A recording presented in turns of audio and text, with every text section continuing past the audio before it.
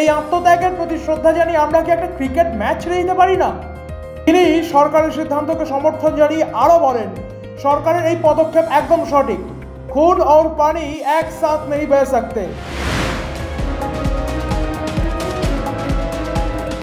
আপনারা দেখছেন সংবাদ শিরোনাম ডিজিটাল, মাথা উঁচু করে এগিয়ে চলার শপথ। নমস্কার, সংবাদ শিরোনাম ডিজিটালে আপনাদের সকলকে স্বাগত। খেলার খবর নিয়ে আমি অঙ্কন। জম্মু কাশ্মীরের পেহেলগাঁওতে জঙ্গি হামলার পর থেকেই ভারত পাকিস্তানের দ্বিপাক্ষিক সম্পর্ক তলানিতে এসে ঠেকেছে। এরপর থেকে ভারত সরকার পাকিস্তানের সঙ্গে সব রকম সম্পর্ক ছিন্ন করেছে। এই পরিস্থিতিতে বহু ভারতীয় ক্রীড়া অনুরাগী ও রাজনৈতিক মহলের একাংশ চাইছে ভারত যেন পাকিস্তানের সঙ্গে কোনো ধরনের ক্রিকেট ম্যাচ না খেলে। আসন্ন এশিয়া কাপে ভারত পাকিস্তান মুখোমুখি হওয়ার কথা থাকলেও এই ম্যাচ নিয়ে এখনো পর্যন্ত ভারতীয় ক্রিকেট বোর্ডের কোনো পক্ষ থেকে কোনো নির্দিষ্ট বিবৃতি আসেনি। সাম্প্রতিক সময় ওয়ার্ল্ড চ্যাম্পিয়নশিপ অব লেজেন্ডস লিগে ভারত পাকিস্তানের বিরুদ্ধে ম্যাচ বয়কট করেছিল। এই ঘটনার পর এশিয়া কাপেও একই রকম সিদ্ধান্তের জন্য চাপ বাড়ছে।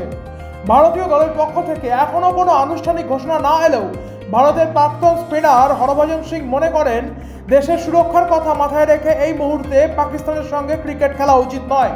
সাক্ষাৎকারে হরভজন সিং বলেছেন, এই মুহূর্তে আমাদের সববার বোঝা উচিত কোন জিনিসটা সবচেয়ে বেশি গুরুত্বপূর্ণ।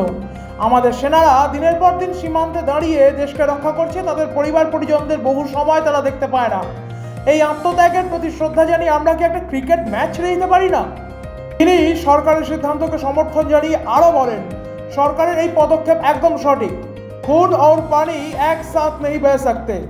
সীমান্তে প্রতিদিন গুলি বিনিময় চলছে এবং যুদ্ধের মতো পরিস্থিতি বিরাজ করছে। এমন অবস্থায় ক্রিকেট খেলার কোনো যুক্তি নেই। যতক্ষণ না পর্যন্ত দুই দেশের মধ্যেকার এই সমস্যার সমাধান হচ্ছে, ততদিন পর্যন্ত ভারত পাকিস্তানের মধ্যে কোনো ধরনের ক্রিকেট ম্যাচ হওয়া উচিত নয় বলে মনে করেছেন হরভজন সিং। মিলিয়ে পেহেলগাঁও হামলার পর থেকে ভারত পাকিস্তানের রাজনৈতিক ও কূটনৈতিক সম্পর্ক অত্যন্ত খারাপ হয়েছে। এই পরিস্থিতিতে ক্রীড়াক্ষেত্রেও তার প্রভাব পড়েছে। এশিয়া কাপেও ভারত পাকিস্তান ম্যাচ নিয়ে উত্তেজনা যেমন রয়েছে, তেমনই ম্যাচটি বয়কটের পক্ষেও জোরালো দাবি উঠেছে।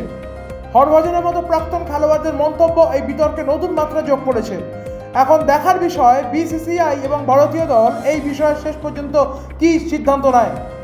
এমন অনেক খবর পেতে আমাদের সঙ্গে থাকুন। ধন্যবাদ। মানুষের পাশে, মানুষের সাথে আমরা আছি এই বাংলাতে। আপনারা দেখছেন সংবাদ শিরোনাম ডিজিটাল, মাথা উঁচু করে এগিয়ে চলার শপথ।